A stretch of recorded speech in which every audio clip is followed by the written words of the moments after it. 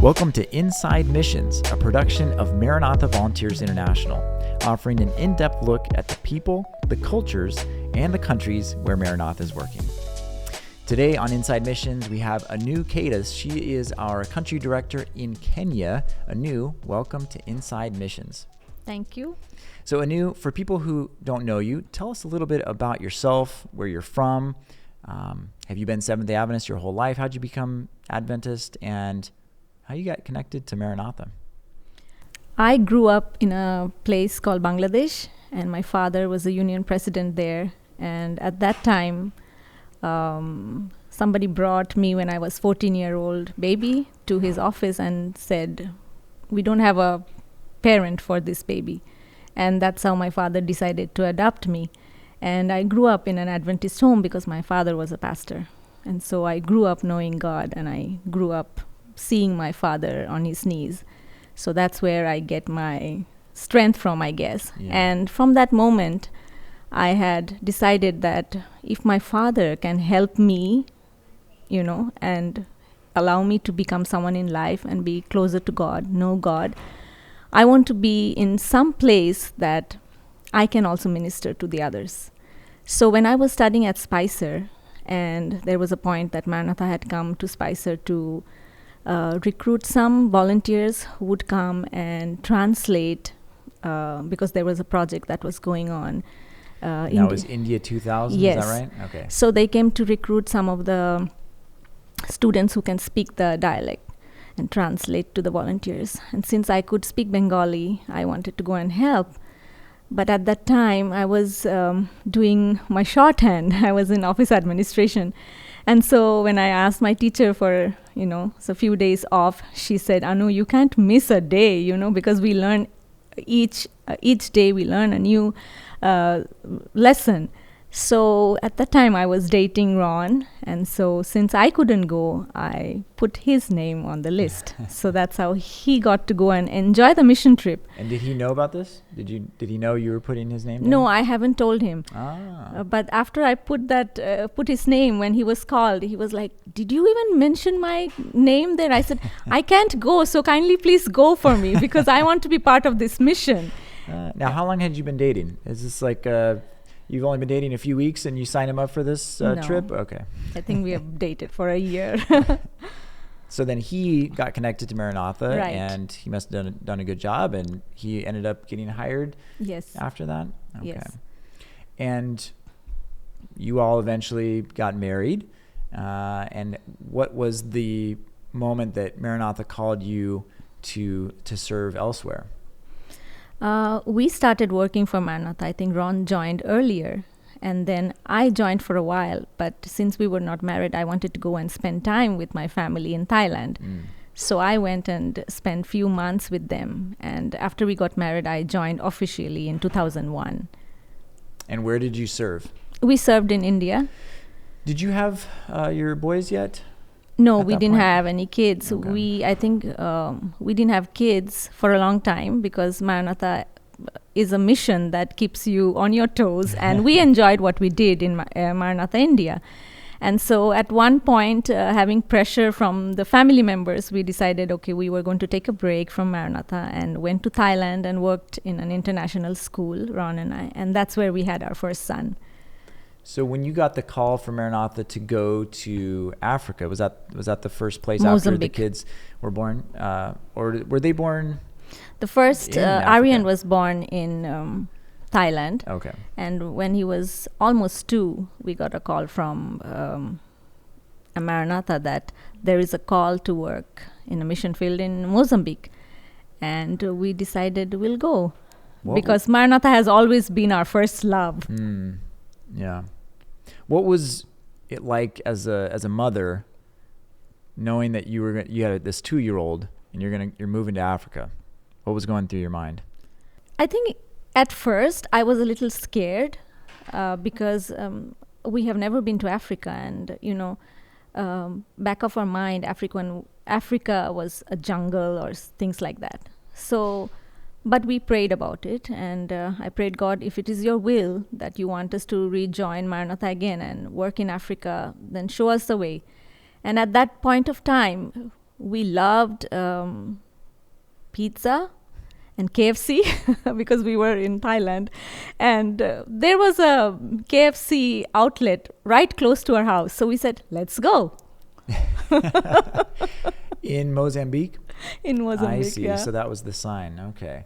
So what was Mozambique like? Other than having some restaurants nearby that were good that you liked, what was life like in Mozambique?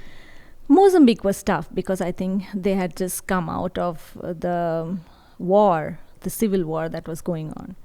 But the people were very poor. I think that touched our lives, that we want to come and serve again. Because when we came for the first visit, we saw there was so much need. We didn't know the language, but we felt that we could make a difference here. So then we decided to go. What was it like raising kids, 2 boys in Mozambique? At that time, I just had Aryan. And most of the time, Ron would be away, and I was taking care of the finance. So I would stay at home and work. It was not safe that we could go anywhere by myself. So I would have some people who would travel with me, and most of the time stay home and take care of Aryan and do work for Maranatha. But sometimes challenges are there when they fall sick, and then you don't have hospitals around. And as a mother, you face that very hard, because when your kids are affected, that's when you feel like, Lord, what am I doing here in this part of the world? But then that assurance is always there that, God takes care of you wherever you go, because he goes before you. Yeah, it's beautiful. It's certainly challenging. What were some of the biggest challenges that you noticed in the work because Maranatha had not been working in Mozambique before. So what were some of the challenges that you noticed that Maranatha had initially there in Mozambique? And what were we doing there? What was the goal of being in Mozambique? We were building churches. We also were building some schools at that time. The language was a barrier, but we had locals to help us. But the red tape was so much that even when the volunteers came and we had to take them around, the police would stop us at all points and ask questions. And, at one point we had to basically carry some sweets and things around to, give to the police over there, so that they allow us to travel and do our projects well. So that was one of the challenge that we faced there. And what's the language in Mozambique? I think Portuguese. Portuguese, yeah. Okay. So you served in Mozambique for how many years? I think we served in two and a half years. Okay. And then what was next? Then we moved to Zambia. And Zambia was a beautiful place. It's small, close to Victoria Falls.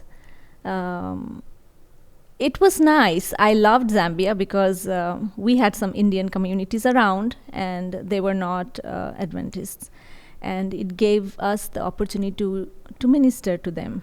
Because sometimes when we had volunteers come and do medical clinics, we had some friends who were also involved in pharmacies and things like that, and we had to purchase medicines. And they would say like, why are you taking so many medicines? So we explained to them, we purchase them and we are going to the villages and we are doing clinics, free medical clinics. And they were like, oh, really? You do things for free for others? So it gave an opening of a door that, there are people like us, Indians, who are different. They are not doing business. They are doing mission work. And there were many friends who helped us with free medicines and clothing, that, okay, if you're going to a different place and you're going to go to the villages and minister to them, here, we'll give you something extra. So, that way we stand out differently.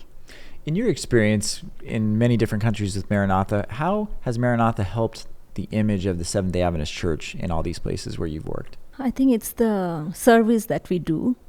It's our way of life. And I think it's just love for humanity that has helped to minister as a Seventh-day Adventist. Mm-hmm. Yeah. So then you were in Zambia, and then where did you go after Zambia? After Zambia, we moved to Angola, which was a very difficult place. Zambia was the place where I had my second boy. And then when we moved to Angola, he was not even 2 years old. And it was a difficult time for us in Angola because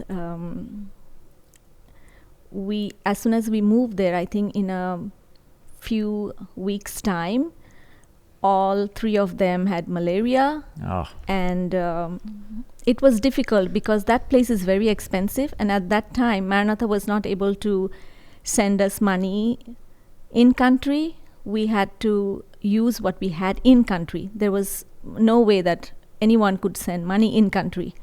So it was difficult and it was very expensive. At that time, if you had to go to the hospital, initially you had to put $3,000 up front.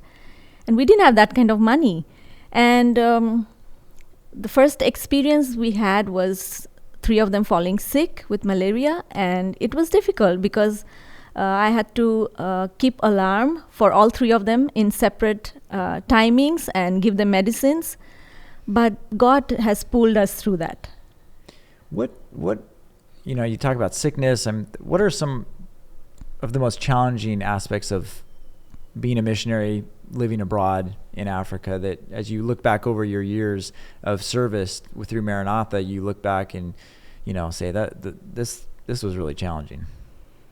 I think number one, I can say in my personal opinion, it's friends. You miss friends because you move from country to country and you settle down in a place where you don't know anyone. You don't know where you're going to take your kids to the doctor. You don't have friends to talk to. And there are some certain times in your life that you feel lonely, You travel across and you feel like, Lord, what am I doing here alone? There's no one to talk to when you face challenges. And those moments, God is holding your life. And He gets you through that with prayer. In my personal life, I've been on my knees, and that's where I get my strength from every time when we move from different places.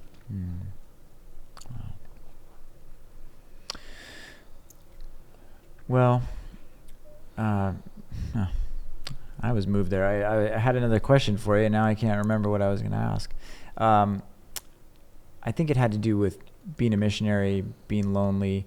I guess what I was going to ask is that you're here in our headquarters, Roseville, California, as we're doing this podcast recording, and you're with your Maranatha family. I've heard you refer to all the Maranatha staff as family, and we're at a unique time where we just had our annual convention, so all of our country directors' families are all here and everything. What has it been like to have that constant of Maranatha people throughout all these years? You've moved to many different places, but a lot of the same people that you've interacted with and are supporting you, praying for you, even if it's from a distance. I feel like I'm part of a big family. Whenever we come as a family and have, it's like a reunion. Like we have family reunions. It's that for me. When I come here, it just recharges your battery. It's like we recharge our phones, right? We charge our batteries so that it lasts long for the day or 2 days. It's like that. It's like coming home and recharging yourself before you head back to the battlefield. Why is that? Why do you think that you get that sense with these people, these Maranatha people? I think there is some sort of love and oneness. We believe in one mission. We believe in one God, and we believe that Jesus is coming soon, and that strength comes from each other. Like we support each other. When I come here, when I talk to everyone in the office, like they're always supportive, and I feel like I came home. It's like coming back home, and then you recharge yourselves and you're ready to go back to where you have to go and work. So it sounds like those recharging moments were much needed when you were in Angola, when you would be able to come back for our conventions. Serving through your time in Angola, what did you learn about yourself as a person? Did you learn that you had any attributes that you didn't realize you had before? I think I learned patience. I learned a lot of patience there, that sometimes God puts you through certain difficult situations in your life that allows you to understand that no matter what happens in your life, He's still on the throne. He sits there and He takes care of you. And in the Bible, there is a promise that God never gives you so much that you can't handle. Yes. And then you realize, you know what, I can go through this. And it just allows you to know that, yes, you can go through many situations in life with God by your side. He gives you that strength. Has overcoming those obstacles and challenges and struggles made you a better leader? I think so. Why is that? It's like when you want to make a sword, like you put it in the fire and the coal, and then you hammer on it till it's perfect. God puts you through certain situations that allows you to grow. I'm reminded of, I feel my life is almost like Joseph, because if Joseph had not been through those struggles in life, he wouldn't be a governor. He had to go through those struggles. Also in Potiphar's house, he learned how people function there. He was in the prison. He learned how to trust in the Lord. He learned the customs and traditions of that place. And then when he was ready, God brought him out. So sometimes God allows us, as I have traveled in different countries, God trained me for something. I believe that He says, now, Anu, you're ready now. But I feel that He allows you to go through certain stages in your life that helps you to become the person that He wants you to be. You see? Wow. But without going through that, you can't be the governor. Right? Joseph, I believe that if he didn't go through that process, he wouldn't have been a governor. So sometimes God allows you to go through tough situations in life, go through certain aspects in your life that helps you to grow within yourself, gives you that strength that, yes, I can do, gives you that confidence. Confidence also in yourself and also in the Lord, that I will take care of you. What I love about Joseph's story is his long-term vision. He was able to see that, even though my situation right here is terrible, I know that God has a plan for me. I know that I can stick with Him. He's going to get me to where He wants me to be. And I think back to what you'd said earlier about being this missionary's daughter and having that quality of service instilled in you at a young age. And I just wonder, is that something that also is in the back of your mind as you're thinking, even though my current situation is not great, that this is what my life's calling is? It's called hope. Yeah. That hope that, yes, it's not permanent. Yeah. Something better is coming. So after Zambia, then, did you go to Kenya after that? We went to Ghana. Ghana, okay. Yeah. And what all did you do in Ghana? We built schools and we built churches. And at that point, we had the Ebola that was going on. Oh, boy. And so it was difficult for our team. The construction person decided that he wouldn't stay through the Ebola and move to his country. So we decided that we would stay there and finish up the last. At that time, we were having those containers that came with the churches. We were not fabricating. So then there was one last container that was on the way that we had to put up those churches in Ghana.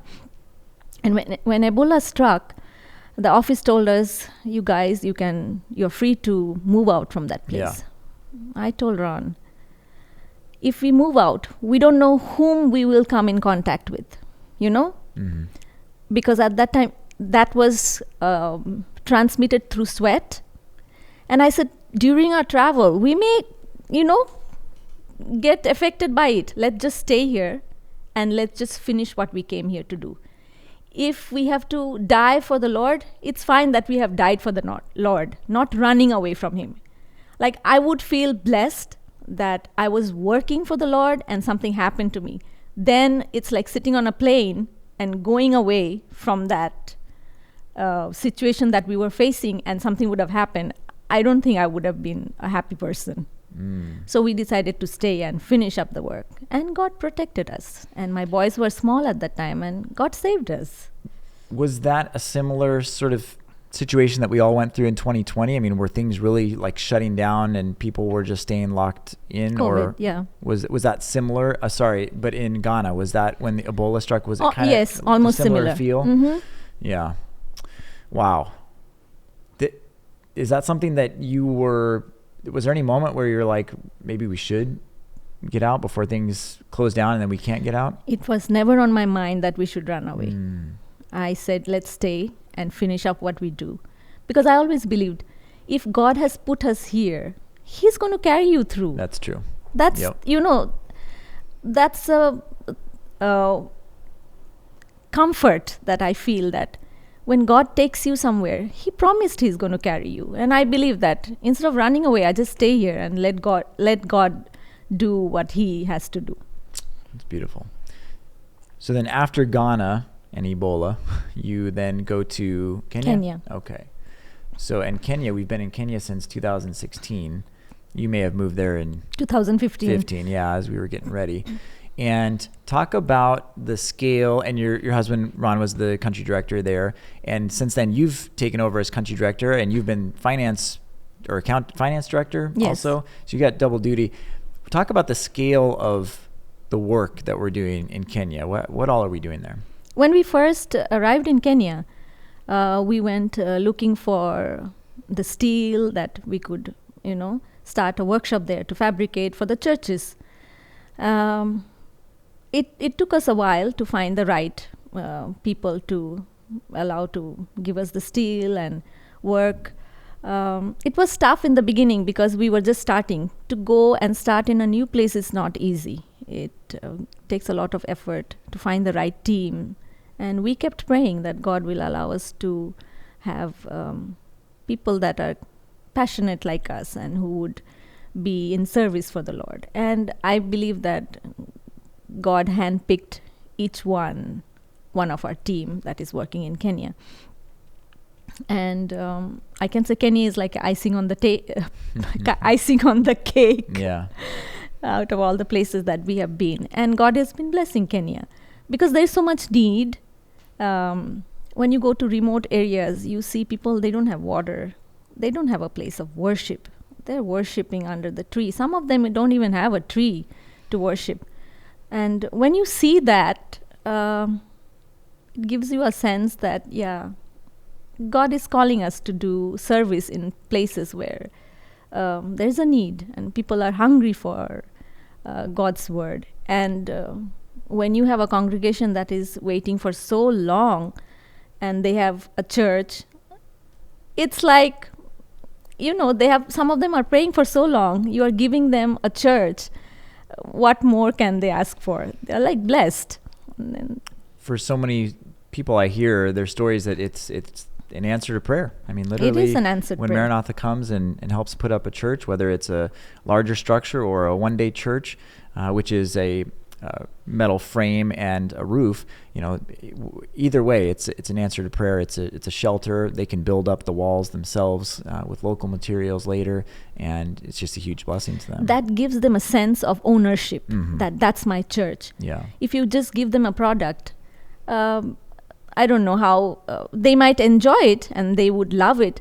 But if you give them, as we are giving them in Kenya, we just give them a roofing and the structure, then they, block it up, or however they want to use it to cover up the church. It gives them a sense of, that's my church, and this is how we can afford to block it up, or we can put the plywood or just sticks around it. And a lot of times it's inspiration, that if they hadn't had anything, like you said, if they had all the materials, maybe things just would never actually materialize. But having that church set up in one day by our one-day church crew, they see that, they get energized, and then all of a sudden they're, finding bricks, or they're making bricks and building up the walls. At first, they can't believe one-day church. You mean to say you build churches in one day?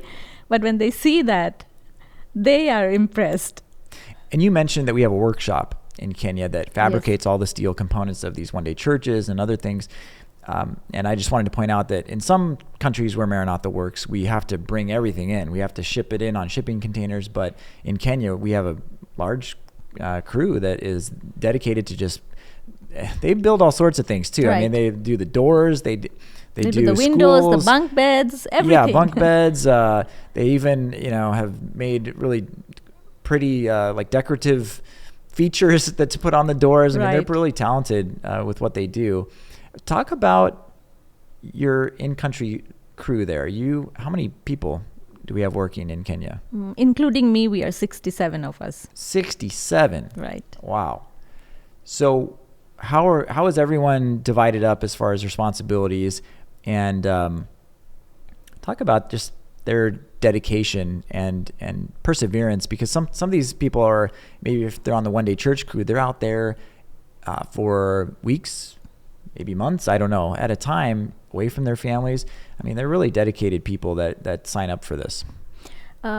Each beginning of the year that we start a new year of work, we do have in-country, Maranatha team building session. And it helps us. That's the time we bond as a team. And also we talk about our need and how much of church that we are going to put up, like our targets. And then we go through each department. We have construction, obviously. Then we have the fabrication team. Then we have the volunteer services. Then we have the transport and the well crew. So there's a lot of department so we take time and tell them that here's the need. And we have a calling. Each one of us are called, and we believe that God has chosen us to do his service. So when we come together as a team, we talk about what is the need and what has God called us for. And I think that gives them a sense of belonging, that Maranatha is a family. We always consider them as family. And I think that's why they feel loved and they feel taken care of. And that's why I think you can see them, they are involved in the mission. Sometimes the one-day crew workers, they have to go in different tiresome places. Sometimes they have to carry the structures, but they do it because they believe also in that mission. And there has been many times that their families have been blessed because of Maranatha. So they know that there is blessing through Maranatha. Do you see yourself in some of these crew members who, because you mentioned earlier about the Maranatha family, I mean, do you see yourself in some of these guys that are maybe on their own and yet they've come to consider this group that they're working with their family? I can say there are some of our team members. I can say Peter, he started with us just a basic laborer, but he has been qualified to, I think he studied accounting, but he just came as a laborer. And many times you would see them sometimes discouraged, having a degree and then you are just a laborer. But I think as leaders, we have to encourage them. I used to always say, Peter, smile, because blessings will follow. And today he's the workshop supervisor. Yeah. By the way, does that team building include a soccer tournament that? Yes, we do have a soccer tournament for each of the departments. So they have like 4 teams playing, and then this time we had the workshop, the fabrication team. Champions? Yeah, they were the champions. Okay, well, we'll check back in next year and see who won second year, second We do annual. have the volleyball too. Oh, and they're highly competitive, I would imagine, between all those they're guys. strong men. So at one point you have to channel their strength to something positive as well and fun. So one place that I've been to in Kenya is called Ileret, and it's up near the Ethiopian border, just desolate, nothing out there. And you've been there, and you took some crew out there. Those are some of the conditions that they have to live in. Just desert. This is it right here. Right. Yeah. In the middle of nowhere. Yeah. And you can just see those huts that people live in. I mean, there's just nothing out there. And yet our guys are out there. It's 100 degrees Fahrenheit working every day, building churches, drilling wells, and then they have to go sleep in a tent at night. I mean, they're going through some pretty harsh conditions. It's really remarkable. How do they persevere through some of these conditions? I think the drive force is the mission as well. They do believe that they are called for a mission. And so they just want to help. That love for their fellow being keeps them going, that, hey, let's do this for them. Because we have been blessed. While working for Maranatha, we are blessed. Let's be a blessing to others. So I mentioned this area, Ileret. Why don't you give us a little background on the impetus to go to this place? Because it was not an easy place to reach. It took 5 days for the guys to drive all the way out there. Why did we go to this place that's in the middle of nowhere, almost in Ethiopia? The people over there, I believe, are also God's children. And when we heard that there was a need to go and help them, to have some churches and get some wells drilled over there, when you know there is a family member stuck somewhere, would you just leave them? If it was your own family, what would you do? Would you just leave them? You would go out and look for them, right? Yeah. So I think part of it that we believe that each one of the people that we help is also God's children. And we can't just let them be on their own. And I think that's the mission that is in all of our hearts, that if they are part of God's children, they are part of us, right? Because we all belong to God and He's our Father. So I think that helps us to say, even if it is tough, we need to go and help them. So I think that's how we decided that we have to go and help them. And it took us many days because you have to stop at certain places and rest for the night and then go, because we had, I think, 11 vehicles that went with us. It was not easy because there is no road. I mean, there is no road. The first 2 days leaving the capital city where our headquarters are, there's 2 days of paved roads. Paved road. Yeah. After that, there is no road. You just go, and then if you don't have someone to guide you, you would be lost. You will be wandering in the desert. And half of these vehicles don't have air conditioning. Yes, they don't have air conditioning. Hot. It's hot. Now, was this the trip that you prepared for by doing a camp out, sort of like a trial run? Because I remember Ron saying, this is like, we have to think about this like we're going to another planet, like we can't forget anything. So was that a different trip when you guys did a trial run? This is when we went for the trial run, by the time we reached half of the way where we could just take a break, the river had washed the roads and the pastor couldn't even find the road. So we were in the dark, middle of nowhere. We were actually cutting through the river. We didn't even see because it's dark. Yeah. Then at one point we just had to admit that we are lost. So we got out of our car and we tried to look through our flashlight to see where are we going, which route are we going to take. And it's dangerous sometimes because there are two tribes, and if they are in fight between each tribes, you are caught between the fire, Yeah. So then we decided, let's pray and ask the Lord to give us the direction, because it was getting late. And so then we prayed, Lord, please show us a route out of this place. And then when we prayed, the pastor came back and said, there is a road on the other side, but we have passed almost like half an hour. So we then have to go back to the route where we are supposed to take another route to get onto the... It's such a foreign thought for us because, a lot of people that are listening to this may have a cell phone that would give them GPS, directions. Oh, turn left at this street. Well, there's no roads. So you're literally just trying to find your way. What did you learn out of that trial run that was implemented in the actual trip to go up to Ileret? Is there anything that we realized, we need to do this, or we need to make sure we bring this, or...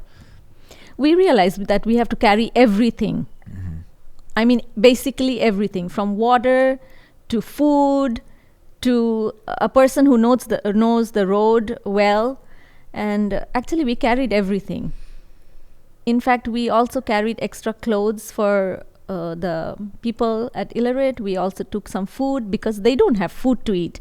And when our team is eating, you can't just have them just watch us. Yeah. So. And these people are of the Dawsonage tribe. Right. And we had been up there building a few, well, the Seventh-day Adventist Church had sent a missionary up there, and they had been able to form a few different congregations at different villages, and they didn't have any places to meet. So we built one-day churches for them. And when we were there, that's kind of when we realized, hey, we should also try to do something about the water. Where are they finding water? They had to go to the Turkana Lake Turkana, or they had to scoop out water from the sand. I can tell you that Lake Turkana water is muddy. Yeah. It's not clean. And it's far and away. salty. For a lot, and salty, yeah. So instead they're just going to a riverbed and scooping out water from the sand. Yeah. Well, I can tell you that one of the most amazing things that I got to see there was when we were drilling at this village called Elbagash, and we had done some surveying there. Some expert had said there wasn't going to be any water at the church there where we normally try to drill the wells. The people were saying, we want it up here. The expert was saying, well, you should drill it over here by the riverbed. Well, every once in a while, there's some flooding that happens through the riverbed, and those folks, or have that in the back of their mind because everything gets swept away. So they didn't want us to drill there. So everybody talked about it. They said, well, let's drill right here. And they ended up hitting water. Now, I remember Don Noble being there, and he was saying, because we did hit water, but it was a little salty, and so he was happy, but he was like, well, I mean, it's salty, so it'd be nice. It's not quite as nice as if it was sweet water, but this is an ongoing story, he said. And later I was interviewing him for our television show, Maranatha Mission Stories, and he said, it's an ongoing story. We'll see what happens. God may have other plans. And then within a few hours after that, we found out that the water was sweet. Just an amazing story. It had turned sweet, and the people there were just overjoyed with having this clean water right next to their church, which was close to their village. So just an amazing story. I'm sure there's been, over the years, some stories like that for you, just noticing how God has worked in the work that you've been doing with Maranatha. Do any kind of rise to the top as some stories where God answered prayers? When you are in this century, you may think, miracles used to take place, long time ago. But miracles do take place even today. And as you work in mission field in different countries, I'm sure each country has a story to say. And I can say that when we first started work in Kenya, it was not easy. Even to form the workshop was tough. And small blessings. For example, the July group was arriving, and volunteer group. Summer. Yep. Yeah, and Karen and her mother-in-law had come to do a site visit, and at that moment, we were also forming our workshop. So those containers that we are using was on the way, and we had a crane that would move the container from the truck to the point that we want the containers to be. But it was raining so heavily that the trucks got stuck and we were not able to put anything. Things like that, challenges, many challenges like that. They seem to be small at that time, but actually when you look back of those challenges, then you see God's hand, how they are resolved. Then you look back and say, oh, yeah, that was a miracle, but sometimes we take it for granted. Absolutely. Yeah, I think that happens probably every day for us if we're not looking for it. We have talked about churches in Kenya. We've talked about water wells. The other third huge component that Maranatha does in Kenya is working at schools. So I want to ask you about a really special school, which we're getting close to finishing now, which is the Kajiado Adventist School and Rescue Center. For someone that has never heard of this school, tell them what this place exists to do. Okay, Kajiado Adventist Rescue Center is based in the county of Kajiado. And it's a school, I think. It was started by a woman, a lady, who was in Kenya. And seems like many of the girls that are there have different challenges that they ran away from. First of all, it was the FGM and the child marriages. And these are Maasai girls. These are Maasai girls. And so when they come out and find a place of rescue, it's a place like heaven, you know. They're secured there because they have been running away from something that is scary. They find refuge, some sort of peace, call home, a second home for them, because they're running away from their own home, from their parents. And some of these kids are young. I mean, 6 They're years old. They might 6 be years old. betrothed to be married to an older man. Right. And then, you know, knowing that this female genital mutilation is coming, you know, soon, they run away. Some of them don't know where they're going. Some of them have gone through those FGM process, and it's painful. And so when they come here, they find love. You know, that's the most important component of a child. They need love from their parents. So can you imagine a young girl running away and don't know what she's going, where she's going? But when they find Kajiado and find that there is a shelter, there is love, there is shelter, protection, I think they feel that they have come to a place that they can be calling them as their home. Are the guys that are in here filming and making this all happen, Christina and Leo, they were with me when we were first going to kind of tell the story of Kajiado. And I remember going into the dorms, and they were just like 3 girls in a bed, you know, like they're sharing 2 or 3 to a bed, bunk beds, and there was just no place for them to sleep. So we started off building dorms so they would actually have space. But talk about the overall expansion that's happened at that campus. Now we have... It's not just dorms anymore. Yes, now we have dorms. That too, we have primary dorms, we have secondary dorms, we have a boys' dorm, we have cafeteria, we have classrooms, we have teachers' quarters, we do have office. Water well. A boundary wall. Right. Yeah. And there was no secondary school to begin with. Mm-hmm. It was just kind of K through 8, but yet all these girls would have to go to schools far away where the people didn't know what challenges they had and what they'd been through. So being able to provide their high school, secondary education right there on campus has been huge as well. It's a blessing for them. Yeah. Well, it's an amazing campus, amazing mission that they have. We've had hundreds of volunteers go and serve. I believe we've almost had 1,000 volunteers when I looked it up recently that have served at Kajiado. So it's just been a huge impact, not only on all those volunteers, but the kids themselves. And now we're almost done with it. I just real quick wanted to mention the other big school that we're starting to work on now, which is the Kogoro Adventist School. Could you tell people a little bit about that situation and the challenges there? Kogoro is situated in a beautiful place on top of a hill, surrounded by lots of tea plantation. But they have so much need. It's a beautiful place. At first, they didn't have water. The kids had to go down the river to collect water for them to, take a bath, wash their clothes. And it's at the top of a ridge, right? Yes. And so they had to walk down quite a ways, yeah. And they have to carry those buckets of water. And these are small children. They're small kids. Imagine them carrying buckets of water up the hill. It's not an easy task to do. Yeah. Instead of studying and spending time doing their homework and taking time to study, they have to be doing those difficult tasks, which are you have to do because you have to survive. You have to take care of your health. You have to drink water. You have to take a bath. That's just basic things that you do, right, as human being. But it's like an extra task for them. So when Maranatha drilled a well in 2018, they had clean water.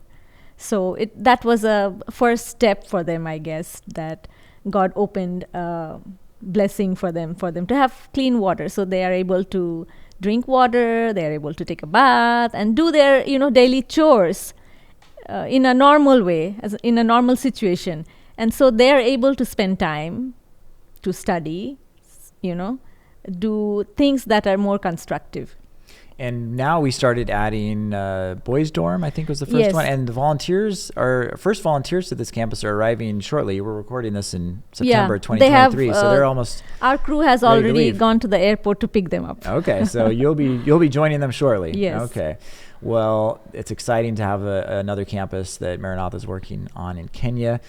And Anu, I just had one more question for you here for this episode, and then we'll wrap up here. But what, over all the years that you've been working for Maranatha in all these different countries, if you could narrow it down to one thing, what is the favorite part about serving with Maranatha for you? What thrills you the most? What kind of excites you about the mission when you're no matter which country you've been in? Is there something that kind of connects all of those experiences together? I think it's the people, God's people that you are serving, and that hope that maybe when Jesus comes, you will be seeing some of them in heaven with you. Yeah. Because that's the hope, because we don't want to leave anyone behind. And you never know who is, we don't know how our lives impact different people that we meet. And hopefully someday we will see in heaven and rejoice. Wow, amen. Well, that's an exciting note to end on. Anu, thank you so much for joining us on Inside Missions. Thank you, everybody, for listening and watching. If you want to connect more with Maranatha, you can follow us on Instagram. We're on Facebook, YouTube, and we also have an app called the Maranatha Channel, so you could watch videos from our television show and other things as well. And go volunteer in Kenya. Maranatha.org/volunteer. Thank you, Anu. Thank you, Dustin.